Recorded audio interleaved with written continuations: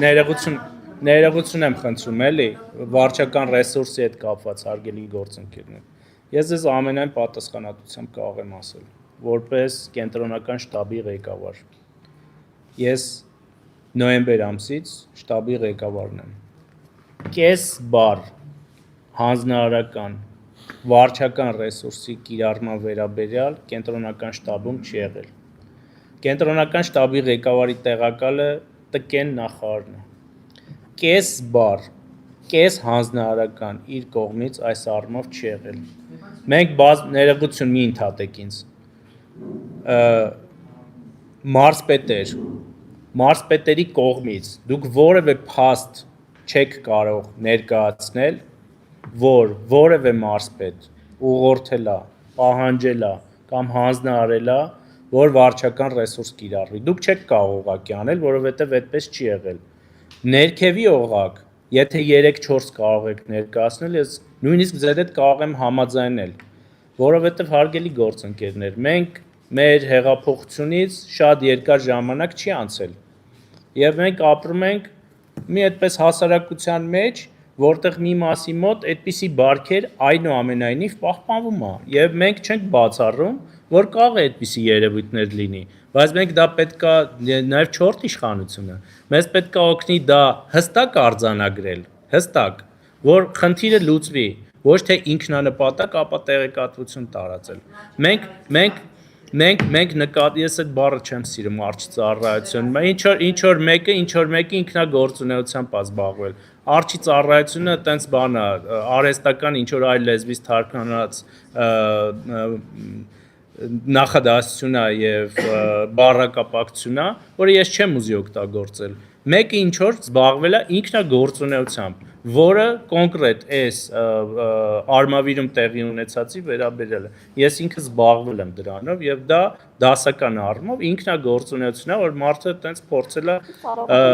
հա, եւ ծառայողական քննություն էլ կա, եթե չեմ սխալվում, ԿԳՄՍ-ի կողմից եւ նաեւ նույն բառապաշարը, երբ որ դուք լսեք արմավիրի համապատասխան աշխատակցի կողմից արտաբերված, դրանք սարեր ու ձորեր էլ նախկինում վարչական ռեսուրսի կիրառման առումով, քան հիմա կա։ Այսքան է։ Եվ ներողություն, մի բան էլ չեմ կարծում, մի վարքյան ես ավարտեմ նոր։ Եվ ընդհանրապես քարոզարշավի գալու հետ կապված։ Ես կարծում եմ, որ մենք այս ընտրություններից հետո նաև նայեք դուք հարց տվել եք եւ չեք պատասխանել, լսում եւ ինչ որ հեռախոսի մոդելի մասին եք քննարկում անում։ Այո։ Դա նշանակում է, որ քարոզարշավի հետ կապված հարգելի գործընկերներ, ես կարծում եմ, որ մենք քաղ հասարակության հետ, նաև լրատվամիջոցների հետ ընտրություններից հետո մի քննարկում պետք է ունենանք։ Ինչու՞։ Որովհետև նայեք, մեր քարոզարշավը տևում է 28 օր։ 28 օրվա մեջ մենք գնում ենք բոլոր մարզեր եւ քաղաքներ։ Դիցուկ ժամը 10-ին հասնում ենք աշտարակ։ Հասանք աշտարակում կան բազմաթիվ պետական ծառայողներ, կան բազմաթիվ համայնքային ծառայողներ եւ այլն։ Եվ իրանք ուզում են իրենց վարչապետին կամ վարչապետի տեխնացուին լսեն։ Մենք իրենց զրկում ենք այդ իրավունքից։ Մենք պետքա ձևը գտնենք, որ այդ մարդիկ լիարժեք քարոզարշավին մասնակցելու հնարավորություն ունենան եւ մեր հարգելի գործընկերներ, լրագրողները դա չդիտեն որպես վարչական ռեսուրսի օգտագործում։ Այստեղ մի տարբերակ կա, որ մենք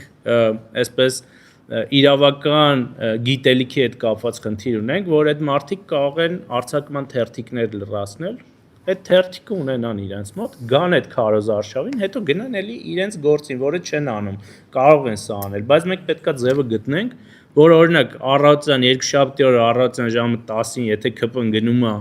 քարոզարշավի կամ ցանկացած ուժ եւ այդ մարդը ուզում է գնա այդ քարոզարշավին, ինքը ունենա այդ հնարավորությունը անելու եւ հետո չընկնելու եւ չթիրախավորվելու եւ կներեք այս բառն էլ պետք է օգտագործեմ ձեզանից ոմանց կողմից բուլինգի չենթարկվելու համար։ Համեց մի վարքան դուք հարց եք տվել այս կողմը։ Հավանիր տեսանյութը և բաժանորդագրվիր նորությունները բաց չթողնելու համար։